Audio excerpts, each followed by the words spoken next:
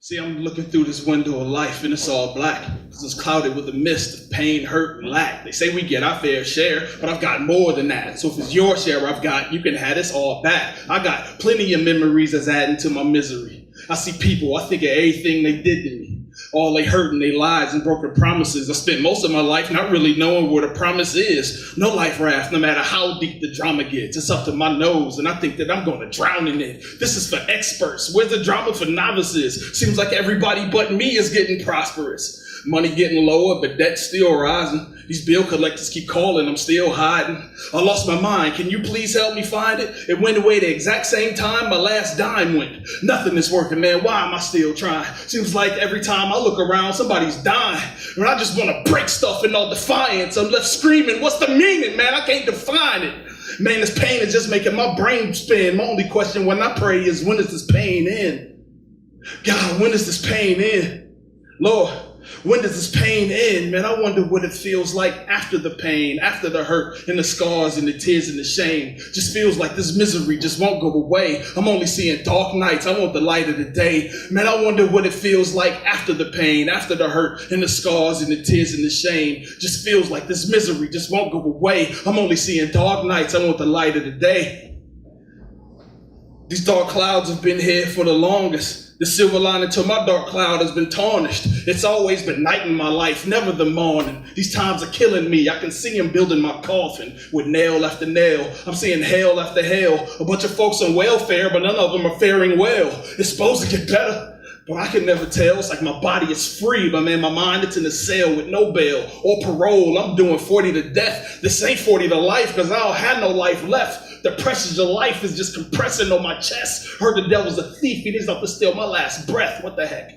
I see my problems. I'm getting tired of running. I heard Jesus gives life and he gives it more abundant. And when I heard that, I felt something down in my stomach. I got to give it to him because, man, it's bound to change something. Man, I wonder what it feels like after the pain, after the hurt and the scars and the tears and the shame. Just feels like this misery just won't go away. I'm only seeing dark nights. I want the light of the day. Man, I wonder what it feels like after the pain, after the hurt and the scars and the tears and the shame. Just feels like this misery just won't go away. I'm only seeing dark nights. I want the light of the day. Well, I see these golden rays now.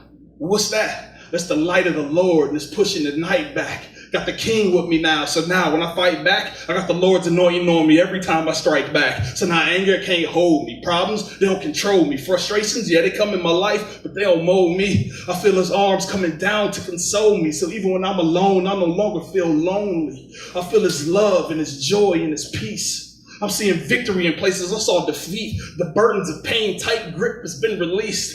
So now, man, I can breathe. Man, them problems in my life, I had to hurdle them now. I saw the Lord worship him now. Watch him turn it around. And the problems in your life, you can hurdle them now. You see the Lord, worship him now. Watch him turn it around. Yeah, so this is what it feels like after the pain, after the hurt and the scars and the tears and the shame. I'm so glad this misery is all going away. No longer seeing dark nights. I got the light of the day. Yeah, so this is what it feels like after the pain, after the hurt, the scars and the tears and the shame. I'm so glad this misery is all going away. No longer see it dark nights. I got the light of the day.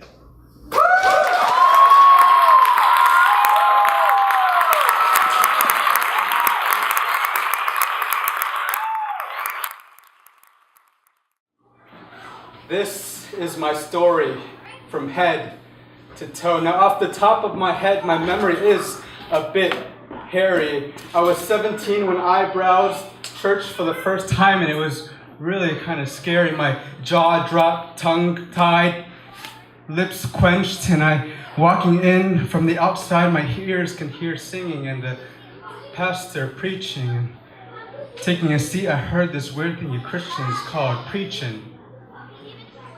My brain was having trouble understanding this place, and my throat was having difficulty swallowing this nectar that was so sweet that you guys considered grace. So I tried singing the songs and I tried praying the prayers, but my mouth knows I couldn't accept God. And I'll say that again. I tried singing the songs and I tried praying the prayers, but my mouth knows I couldn't accept God. Except God wasn't through with me yet, and my idols of power, control, comfort, approval left me heartless. As I began to read the Bible, I learned of my sin, heartsick. Studied the cross, no more death, no more sting, no more heartache. Learned of perfect grace and mercy, no more heartbreak, and he drew me closer and closer to his breast heartstring. And he molded and made within my chest a new heartbeat. And the following chapter gets closer to more internal organs, as the Lord knew that I was going to be intestine. My father would find out that I was going to church, and the notion of God brought him a bitter distaste. It was too much for him to stomach, no love handles. He said, "Bach, this is a waste." He said, "Throw up and throw out this nonsense you're doing. Pack up and pack out your nonsense you're going. Throw up and throw out, there's no sense you're moving. So get up and get out, you're no son, you're leaving." And at 18, I was kicked out and disowned by my parents. Except God wasn't through with me yet.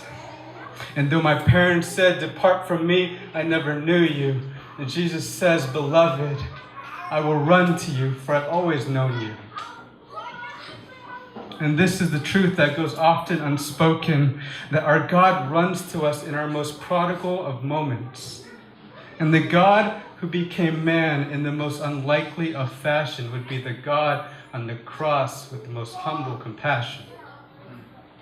Because on that day, the weight of all the sin of this world was shouldered on the perfect Lamb of God. So behold, the beholder, it is finished, c'est fini. The work is completed.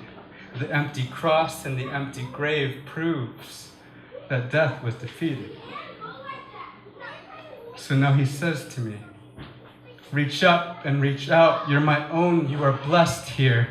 Come up and come out, you are home, you can rest here. Look up and look out, you can come, you are cared here. Speak up and speak out, you're my son, you are loved here."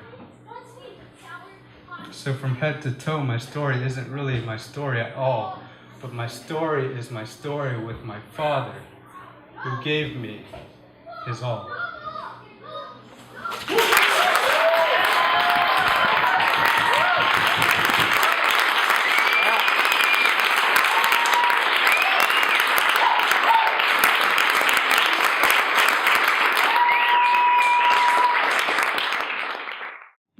A sickness of the land through the bitter journey of life, fear of the unknown, fear of strife. Mankind sits still to silently stare, the peace within them no longer there. Fear has taken over, fear sits in one's heart. Fear overwhelms, from fear one cannot part. It smothers their way of life. It changes the way they act. They betray their own people, this is a clear fact. They are broken people, they need to mend. When will this fear go away? When will it end? Fondly does one hope, fervently does one pray. This mighty scorch of fear will steadily pass away. There are voices crying, what must be done? Panic fills the air, who knows? There must be one. A spark of light, a golden voice, speaks up from the crowd, a sound of rejoice. Quickly fills the air like thunder rolling by. The dark clouds move away to reveal a bright sky. A silence falls upon all as the crowd listens with intent. The golden voice speaks a message as if God sent. If such a voice could unite all as one, fear in the land would be gone and done. Peace is what's wanted, peace is needed. Peace would end all fights that are heated. Fear is what's needed the least. What the people want is lasting peace.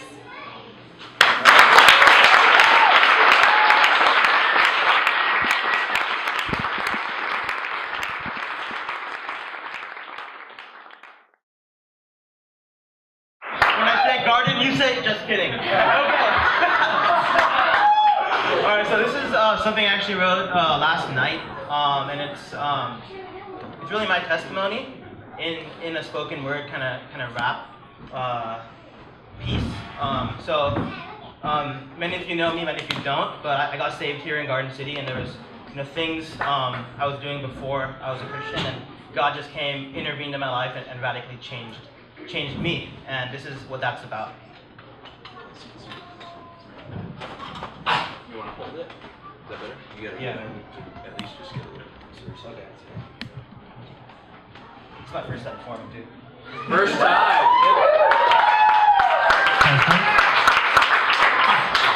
Just another Bay Area night, smoking in my parents' garage. Kanye said, "This is the good life," but happiness felt more like a mirage. I knew there was something more to life, there had to be. Snoop Dogg said, I was young, wild, and free, but freedom felt more like a fallacy. Met with the gurus of the modern age, and trained me on that meditation and yoga vibe. You know what's up. I thought I would work my way closer to good luck. I did good deeds, and I wasn't a bad person for sure, but my soul felt more empty than secure. I got a Facebook message from a friend who I grew up with. Years have passed, but we reconnected fast. Soon enough, he shared the gospel with me. Hard-heartedly, but rightfully, I said, "You have your faith, I have mine, and mine's been passed down for centuries of time." I met his friend, and we began to hang out weekly. I went to his church with him, eventually, and learned that the gospel can change anybody. Then Jesus intervened and saved me. A backpack of sin lifted off. It was the best news at what a cost. The only innocent man ever dying on a cross, imputed by his goodness. I'm no longer lost. Got discipled with some dudes and started reading the Bible. Man, the future is so bright, and I'm part of the revival. Disciples making disciples, even making my own, but as a result, I've been sanctified to the bone. My sin is so bad, it's unknown. And I'm loved regardless, only he can guard this. Heart that's so tempted by double taps and retweets, and that's exactly what we are called to fight and be faithful from now until eternity. Philippians 4:1-3.